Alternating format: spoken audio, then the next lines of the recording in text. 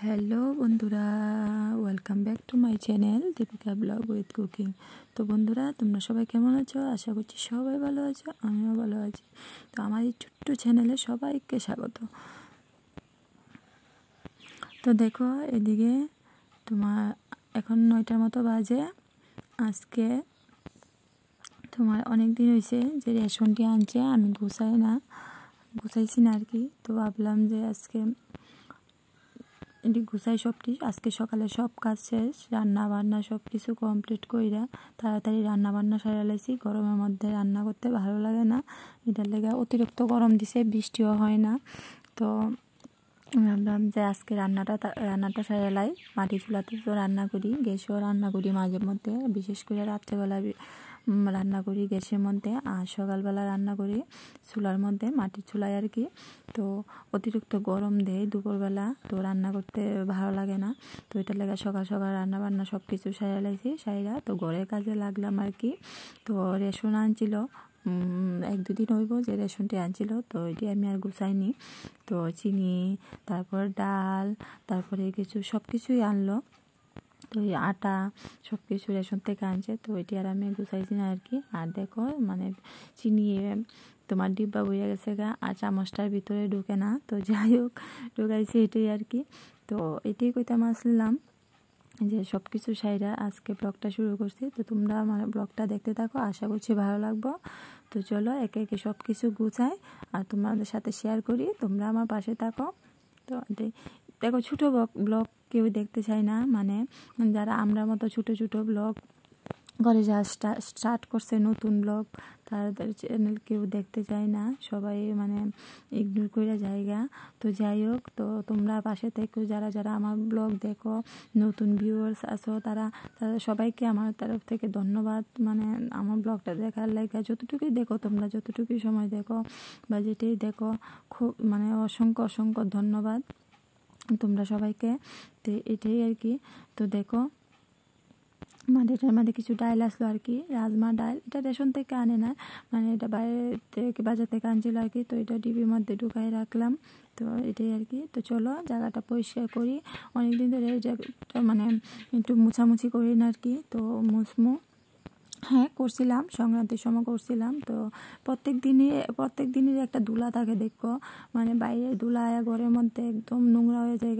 তো প্রত্যেক দিন যদি না মোছা হয় এটা, তো একদম অপরিষ্কার লাগে, ভালো লাগে না দেখতে।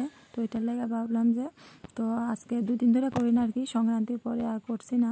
তো এটার লেগে মানে আজকে করলাম আর কি। আর এদিকে দেখো সব কিছু আমার বাসন টাসন থাকে আর কি।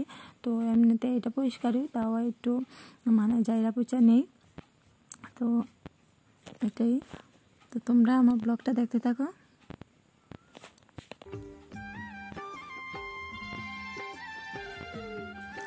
আর দেখো, দেখতে দেখতে দিন চলে এলো, মানে আমার মুম্বাই যাওয়ার ট্রিটমেন্ট। তো চেক আপ তো করাতে লাগবো, মানে যতদিন বাচ্চা থাকে ততদিন আমার চেক আপ করাতে লাগবো।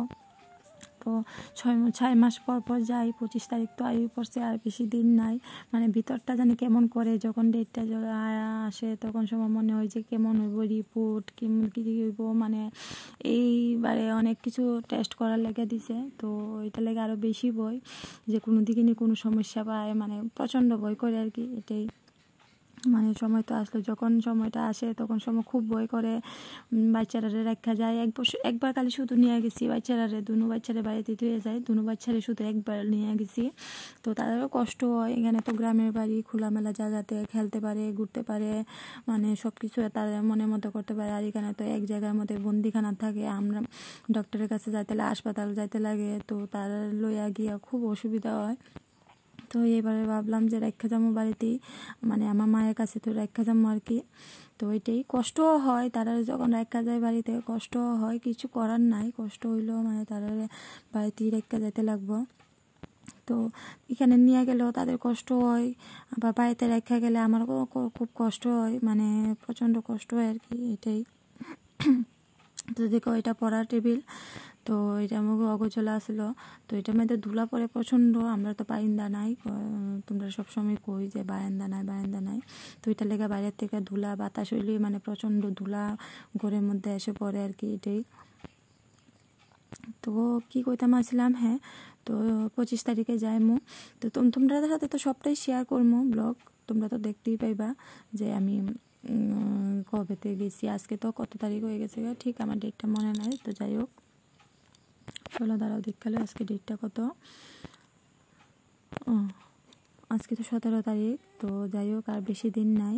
তো ঠাকুরের কাছে তোমরা একটু প্লে করো যে সব কিছু রিপোর্ট ভালো আসে, তোমার কাছে এটাই আমার চাওয়া। সব কিছু রিপোর্ট কোনো দিকে যাতে কোনো মানে ইয়ে না থাকে। আর ঘরের মধ্যে আজকে কী হয়েছে জানো তো, ঘরের মধ্যে কারেন্টের কাজ করতেছে, তোমরা দেখাইলাম না আর কি, তারারে মানে একজনই করতেছে আর কি। মানে কারেন্ট কিছু কোন দিকে মানে নষ্ট আসিল, মোটরটা চলতেছিল না দুদিন ধরে, তো ওইটা লেগে কারেন্টের কাজ করতেছে। তো এখন আর ঘর মুছতাম না, কারণ কারেন্টের কাজ করতেছে যখন, তো মানে অনেক ধুলা টুলা পড়বো, বিকালবেলা ঘর মুছবো আর কি, ওইটাই।